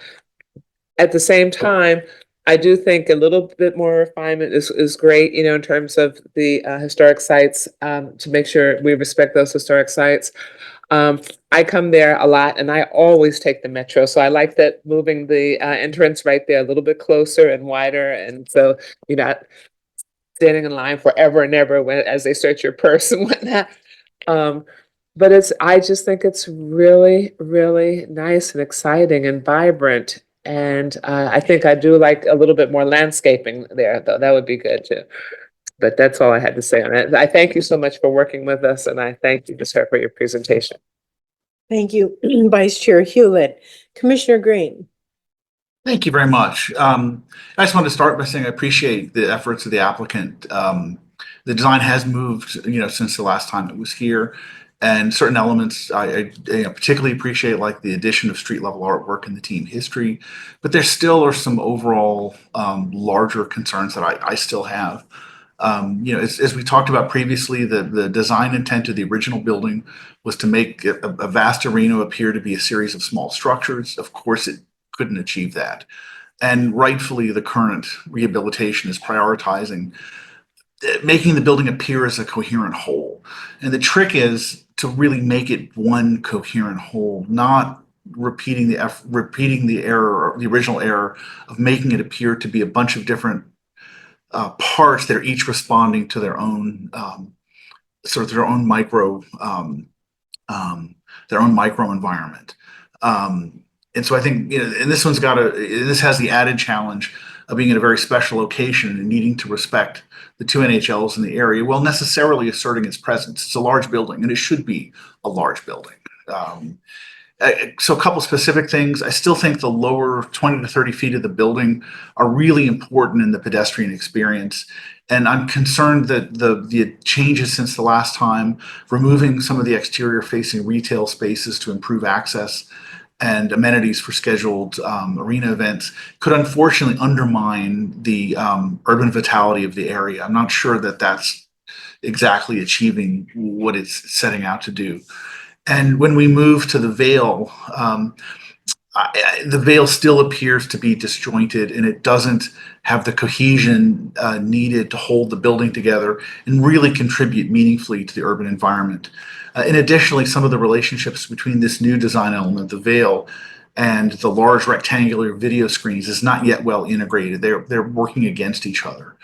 The extensive lighting plan is exciting, but that alone will not achieve the goal of activating the neighborhood if the broader architectural and urban planning issues remain unresolved. And to sort of to conclude, to better serve both its operational and business objectives, I think this design would benefit from a slight rebalancing of priorities.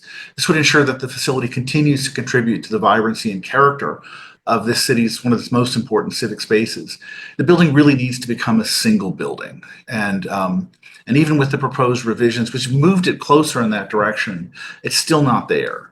And this is both in the overall massing, which again, largely with the deployment of the veil, which is not yet coherent, and in details. And in the current revision, it's the addition of even more new materials, which in some ways is working against that integration into a single building. I just think it needs to become one single urban building. And once that happens, as a part of that, then I think paying attention to its siting and the views of it from other buildings, especially the National Portrait Gallery, can really be resolved at that point. But I do appreciate the efforts. I can see the movement. I just believe a bit more is necessary to really make this building both do its job as an arena and be a good neighbor to the buildings around it. Thank you. Thank you, Commissioner Green. Commissioner Tunstall Williams. Mr. Green always steals my thunder. No, I wholeheartedly agree with his comments. And I wrote, Ms. Herr politely said, refine and unify. Yes, I wrote my words, hodgepodge of good ideas with no one having primacy. And so I think the intent, I 100% agree with the intent. Like, this should be a marquee building.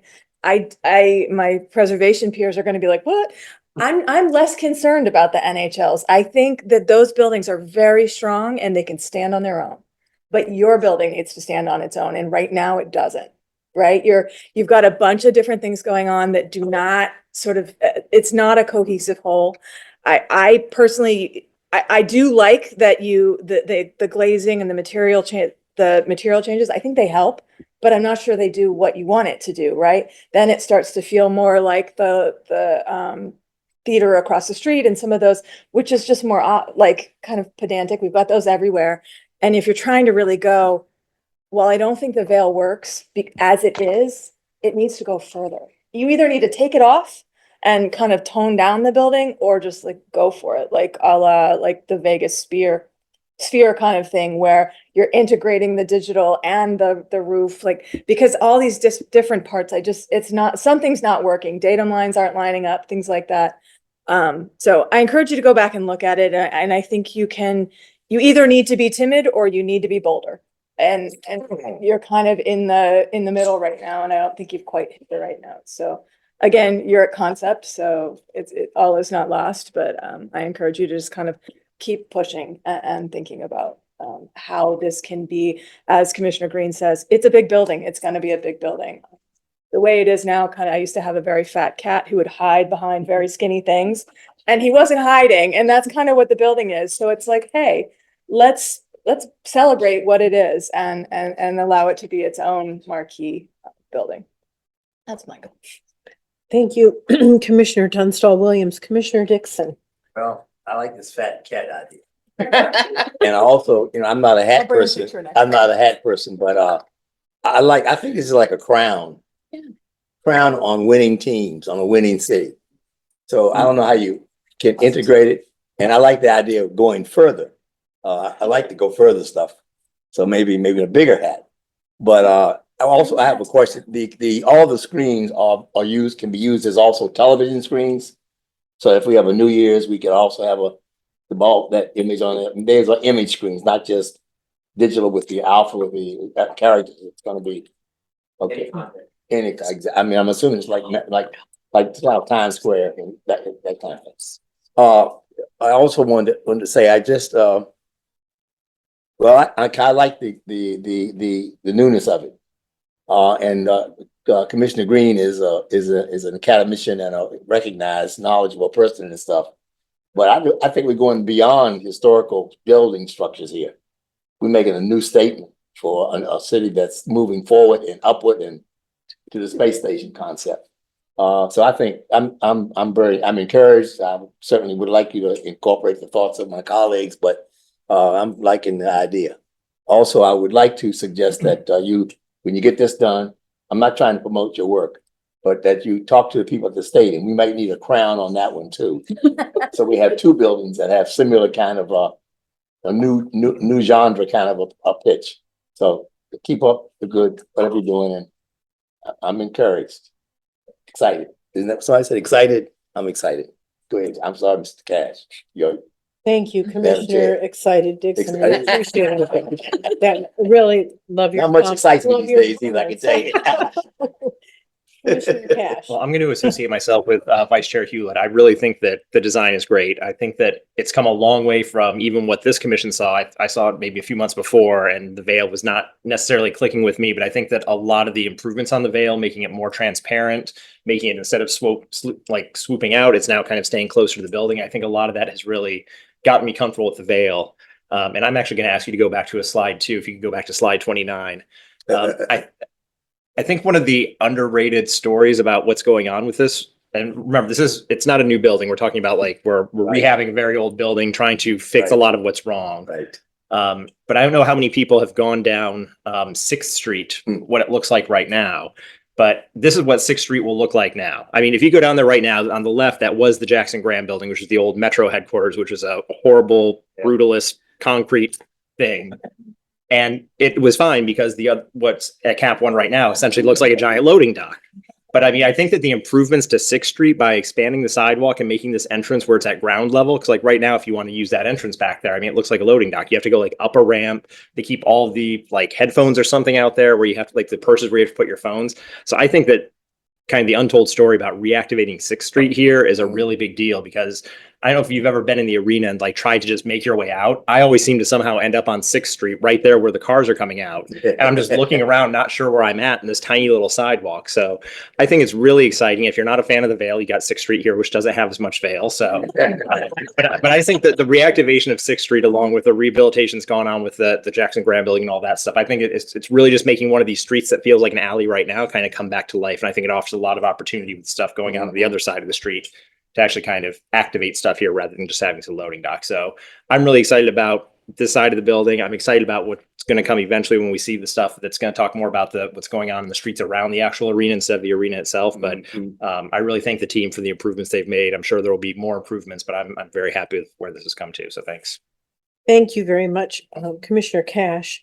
And I'd just like to, again, thank the applicants for listening to the commission the last time and making improvements, I believe, in the design. And I'd like to associate myself with all the comments of all the commissioners, because I too am somewhere in the middle. I do think that I lean toward the fact that you've made great improvements in the Vale. I think it's much improved over the last visit. I'm not sure it's finished yet, but I congratulate you on that. And I live in an old town where we have to retrofit 200-year-old buildings, the oldest town west of the Mississippi, and it's much smaller than DC, but retrofitting old buildings into new venues and even building new buildings between historic buildings or on a street full of historic buildings is very challenging. So I do want to recognize the challenge that you're confronted with here. And while I don't live in DC, I do stay at the Monaco almost every month when I come here. So I feel like that's my neighborhood and I love it.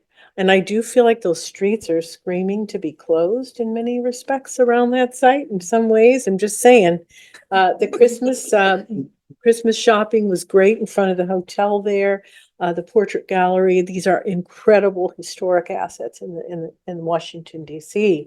And so the challenge, I'm just acknowledging that your challenge is great, but I think that you're working toward a better product that I think is going to work. So I think limestone is nice because it calls out to the surrounding neighborhoods. I do love the art because it also speaks to the art in the portrait gallery, but also just the great art and the artistic nature of what often happens in the building, not last night, but most often, frequently, right? So I just think that we want to continue to support you in your efforts to create this signature landmark in DC and celebrate it when it opens. I think there's more work and I feel like you're listening. So I just want to say, again, thank you and continue to be respectful of the setting and thanks for your good work. Can the secretary please confirm the motion and call the roll? Yes, the motion was made by Commissioner Dixon and seconded by Vice Chair Hewlett. Commissioner Cozart, Yes. Commissioner Stidham, Yes. Commissioner Argo, Yes. Vice Chair Hewlett, Yes.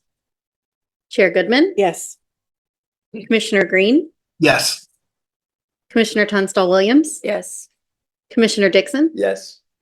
Commissioner Cash. Yes. Thank you. Thank Yeah, Megan, the motion has carried. Agenda item 6C is a request to approve comments on the concept master plan for the Civil War Defenses of Washington Management Plan Amendment. And Laura Shipman is going to be making the presentation. Thank you, Laura. Thank you. Good afternoon, Chair Goodman and Commissioners. The National Park Service submitted concepts for an updated management plan for the Civil War Defenses of Washington, also known as the Fort Circle Parks. Today, we are looking at concept master plan level review, where the Commission should be focused on issues such as consistency with the comprehensive plan and other policies, historic preservation and environmental considerations, any particularly unique and/or complex issues, and meaningful differences between alternatives if applicable. The Civil War Defenses of Washington Management Plan will amend the 2004 Fort Circle Parks General Management Plan and will evaluate and update management zones park-wide to meet current and future needs. Management plans typically cover a broad area, providing high-level guidance on land management and park uses. Later stages in park development include development concept plans, which develop major park elements. The reimagined Anacostia Park Development Concept Plan is an example. Then there is the project design, which advances design for specific elements, such as the parkland rehabilitation design the Commission recently reviewed. And finally, construction and implementation. As background, the Civil War Defenses of Washington were built as a circle of fortifications on high ground to protect Washington, D.C. during the Civil War. The 1902 Macmillan Plan sought to revitalize these neglected areas by connecting the forts with a parkway. While never fully realized, this initiative spurred preservation efforts and public investment. By the mid-20th century, these battleground remnants were turned into federal parks. Today, the parks form a historic greenbelt with prominent views to and from the city. This is an overall map of the Civil War Defenses of Washington. The majority of the parks are located in the district, with one located in Maryland, Fort Foote, and one in Virginia, Fort Marcy. Along the left, you can also see the 7 management zone categories from the 2004 General Management Plan. The proposed concepts retain the existing management zone categories and revise the existing zoning definitions to adjust vegetation management descriptions and accessibility features. 2 new zones are also introduced, including the site-sensitive recreation zone and the community garden zone. The site-sensitive recreation zones are intended to allow use for recreation that is not ground disturbing in areas with archaeological resources. And the community garden zones have been applied to the locations of existing community gardens. Staff finds the 2 new management zones will complement the existing zone categories and enhance the visitor experience by formalizing community uses within the parks and by protecting cultural resources without prohibiting recreational use altogether. NPS noted the existing GMP does not adequately accommodate future planning and changes that have occurred since its adoption. To ensure more frequent adjustments to changing conditions, staff recommends NPS consider developing and incorporating a process for periodic amendments to the management zones to address emerging needs and any significant archaeological and natural resource discoveries. Access to and connections between the Civil War Defenses of Washington are limited, and in some cases, steep paths and unsafe conditions make it hard for pedestrians and cyclists to enter the parks. Staff recommends the management plan amendment identify existing streets, sidewalks, and trails where it's possible to improve access and connections between the Civil War defenses of Washington historic fort sites and surrounding communities. Future trail planning should aim to create a continuous, accessible, and well-maintained trail network linking all the Civil War defenses of Washington parks. NPS notes that many residents and visitors feel that there aren't enough recreation options in the Civil War defenses parks because so much of the land is reserved for cultural and natural resources. People often propose uses and improvements for these areas that are inconsistent with the preservation requirements because the park's significance is not readily apparent to the public. With this plan update, the aim is to balance the management of federal parkland with local community needs. Staff recommends continued engagement with adjacent communities to understand and incorporate their recreation and facility needs into the planning process and to discuss the land management constraints and opportunities. Additionally, improved visitor amenities and signage are needed to guide visitors and increase awareness of the historic importance of the park's cultural resources. Community groups have voiced interest in a continued volunteering and stewardship role in the Civil War defenses of Washington parks. Therefore, staff recommends NPS continue to actively partner with public and nonprofit entities on programs which can enrich the visitor experience and provide educational services. Significant archaeological and natural resources have been identified since the adoption of the existing GMP. As a result, some archaeological resources are outside of the current plan's cultural and natural resource zoning designations. Staff supports efforts to protect these recently discovered resources through revisions to the management zone designations. In terms of view sheds, historically the views from the forts were critical in the site selection and design process to ensure that the Army had clear line of sight for enemy troops approaching the city. However, many of the vistas from the forts are overgrown with vegetation and blocked by development over time. Staff supports the aim to protect or restore significant view sheds and recommends continued evaluation of additional vistas that could be maintained or reestablished throughout the Civil War defenses parks. Additionally, NPS notes that uncontrolled growth of invasive plants limits access to trails, recreation areas, and important cultural or natural resources. Staff recommends the amendment include an invasive species management plan to prevent overgrowth in the future. The plan update separates the parks into 4 focus areas that geographically encircle the capital from west to east and include George Washington Memorial Parkway and Rock Creek Park West, labeled 1 through 3, Rock Creek Park East, labeled 4 through 8, and National Capital Parks East North, labeled 9 through 11, and finally National Capital Parks East South, labeled 12 and 13. The proposed updates to the focus area management zones are based on consideration of present and future desired conditions, consistent application across parks, and expansion of compatible public use. First, we'll take a look at the George Washington Memorial Parkway and Rock Creek Park West focus area. This area includes Fort Marcy, Battery Kemble, and Palisades Park, and Fort Reno. No management zone changes are proposed for Fort Marcy, Battery Kemble, and Palisades Park. Proposed management zone changes to Fort Reno include a new site-sensitive recreation zone, as well as community and visitor use zones. Significant archaeological resources connected to the former Reno community were identified at Fort Reno. Therefore, staff recommends careful consideration of impacts to cultural resources at Fort Reno with any future planning. Next is the Rock Creek Park East focused area, which includes the Missouri Avenue corridor, Fort Slocum, Fort Totten, the Barnard Hill, and Fort Totten corridors, and Barnard Hill.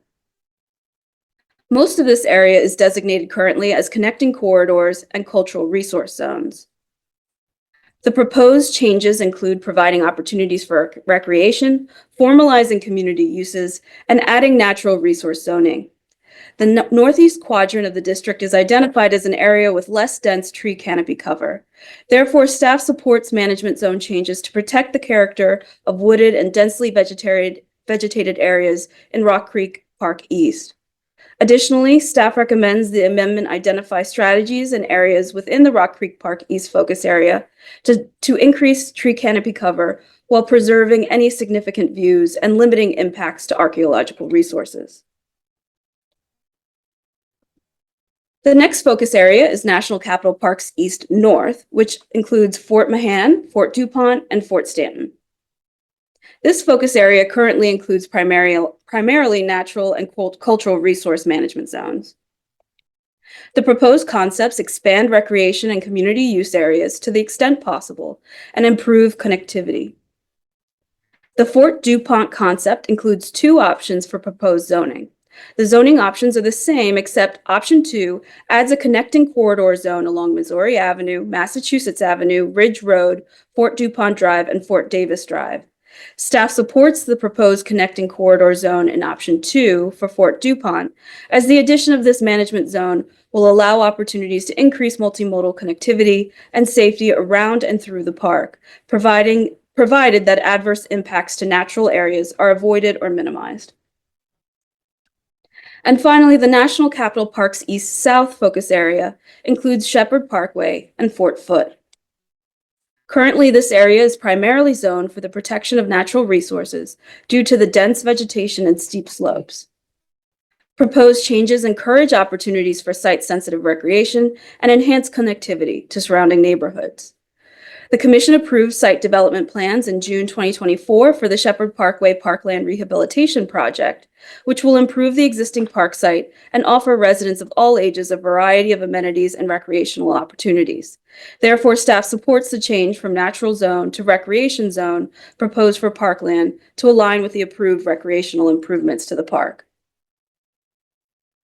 The Civil War Defenses of Washington sites touch all 4 quadrants of the district, as well as part of Maryland and Virginia. Continued coordination with state and local agencies is crucial for future planning to ensure appropriate updates to land management and zoning. NPS also notes that limited staff and resources compromise overall management of the Civil War Defenses of Washington, and that administrative tools to enhance park management are needed. Staff encourages the use of a variety of management and maintenance strategies, including partnerships, cooperative management agreements, or when appropriate, transfer of administrative jurisdiction to improve these parks and create a unified open space network. The National Park Service initiated public scoping for the management plan amendments environmental assessment in March, with the public comment period open until May 9th. This concept review is early in the management planning process, and there will be additional opportunities for the public to provide input on the amendment. The applicant anticipates releasing a draft environmental assessment for public review and comment in the fall of this year. With that, staff supports the National Park Service goal to balance the protection of cultural and natural resources within the Civil War Defenses of Washington with the provision of expanded community uses and improvements to the visitor experience, and recommends the Commission approve the comments on the proposed concepts for amendments to the management plan that are listed on the following pages and that I touched on throughout the presentation. And that concludes my presentation. I would like to introduce National Park Service Superintendent Brian Joyner, who will make a few remarks about this planning effort. Thank you. Thank you, Laura. Mr. Joyner? And we're back. Okay.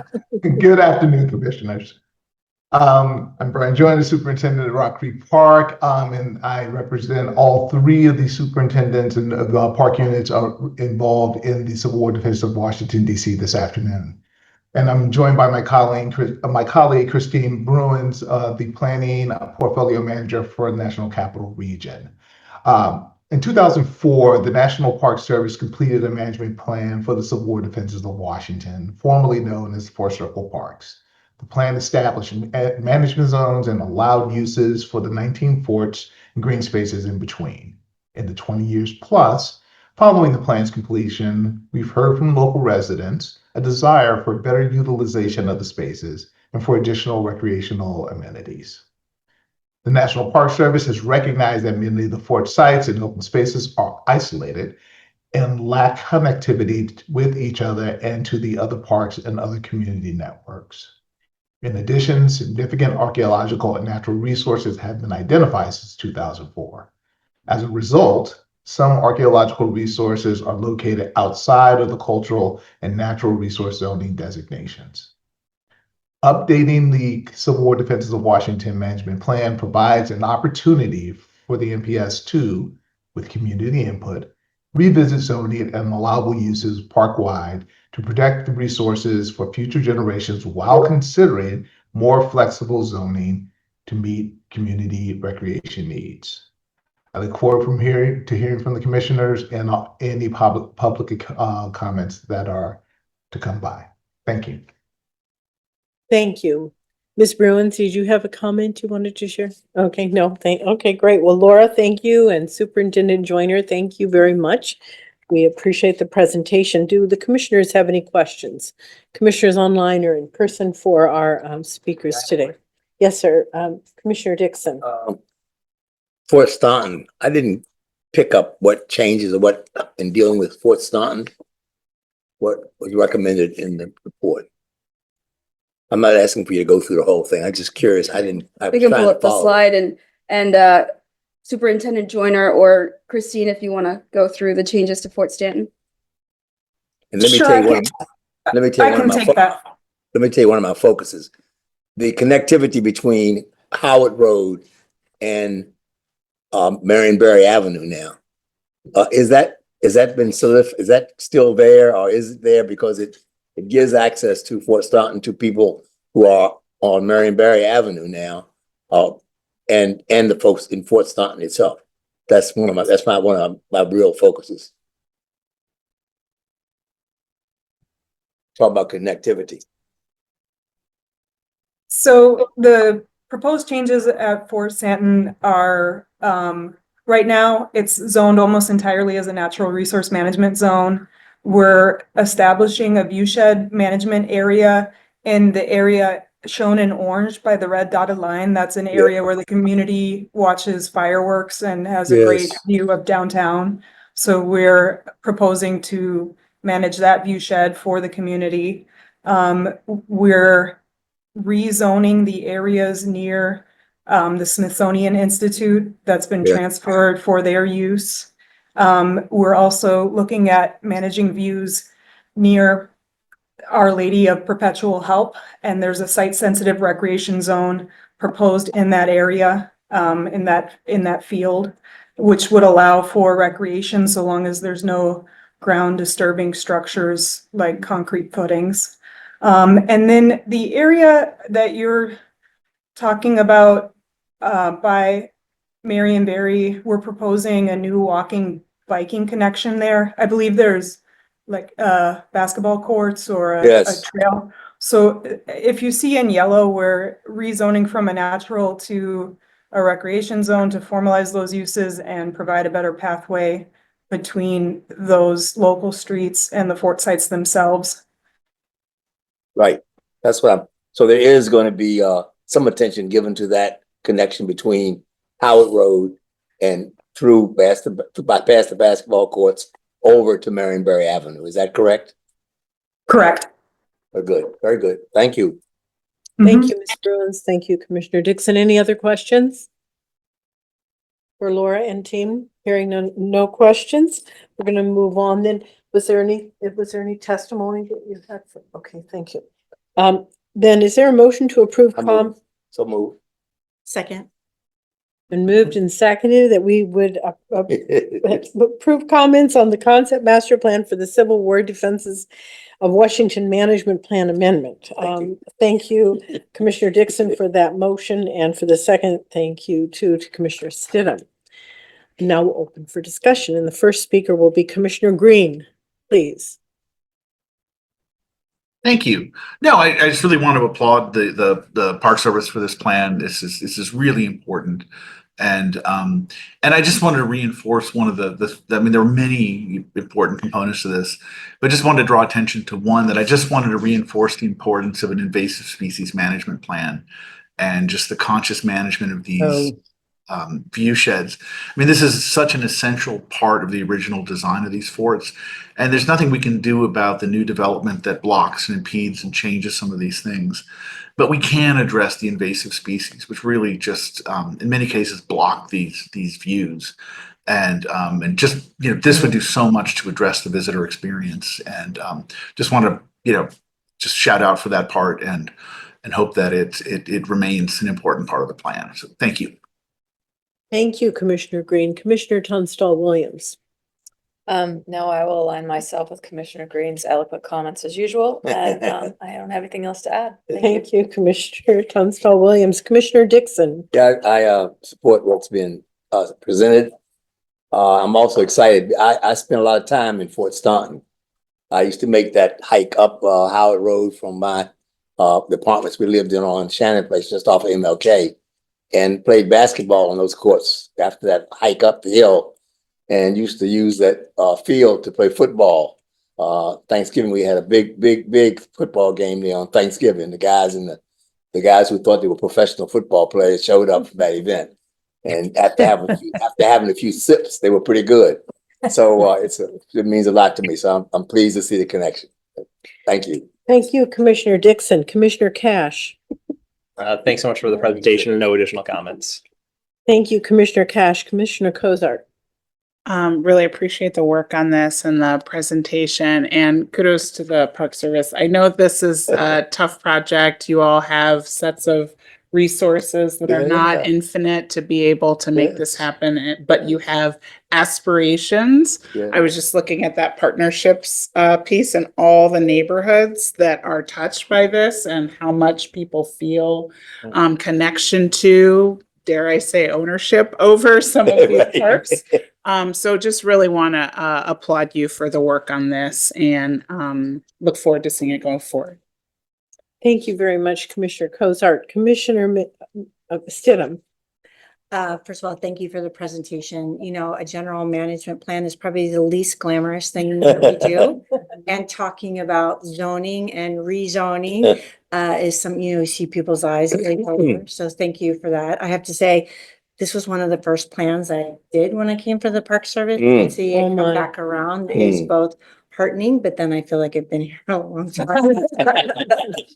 But it is vitally important. Over the years, we have heard that our original zoning was inconsistent with the communities as they were changing.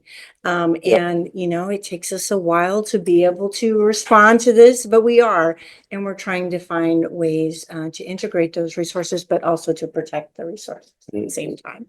So while this is not glamorous, it does set a strong foundation for moving forward on other projects and continued community involvement and engagement and our integration. So it is vitally important. So thank you all for everybody's work. Thank you very much, Commissioner Stidham. Commissioner Argo. No additional comments. This is exciting. And it's just great to see this kind of work happening, not glamorous, but so important.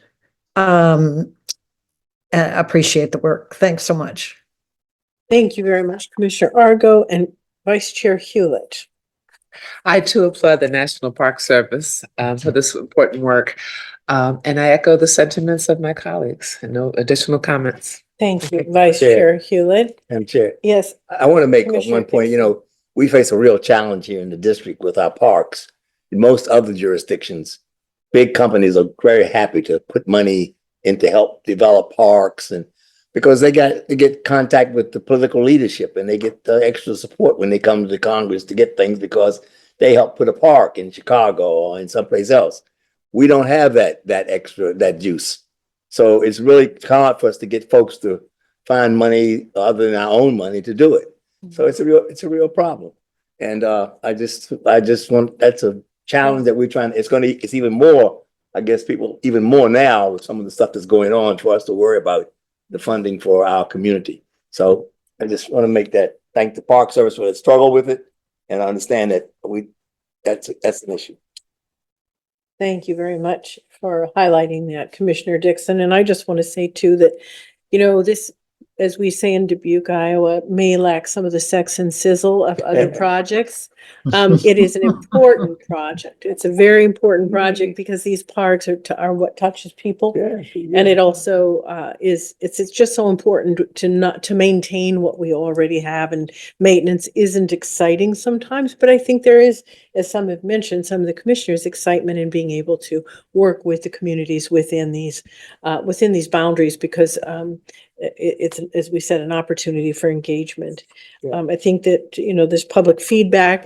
You've been listening to it already, and I think that you'll continue to listen to that, and we'll be balancing the protection of the natural resource with the desires for further development and learning how to incorporate these. So I think that this is a great project, and I think it is exciting. And contrary to what we say in Dubuque, I think it does have a lot of sizzle. So we're very grateful today for the presentations. And are there any further comments from the commissioners? Hearing none, can the secretary please confirm the motion and take the roll? Yes, the motion was made by Commissioner Dixon and seconded by Commissioner Stidham. Commissioner Cozart? Yes. Commissioner Stidham? Yes. Commissioner Argo? Yes. Vice Chair Hewlett? Yes. Chair Goodman? Yes. Commissioner Green? Yes. Commissioner Tunstall-Williams? Yes. Commissioner Dixon? Yes. Commissioner Cash? Yes. Again, thanking the Park Service for their good work. They have a full plate, and we appreciate the great public service you provide. So thank you for being here today. Thank you to Tammy. Are there any further questions or comments? Hearing none, this concludes our open session meeting for today, and our next regular meeting will be on Thursday, June 5th at 1 p.m. So if there's no further business, the meeting is adjourned.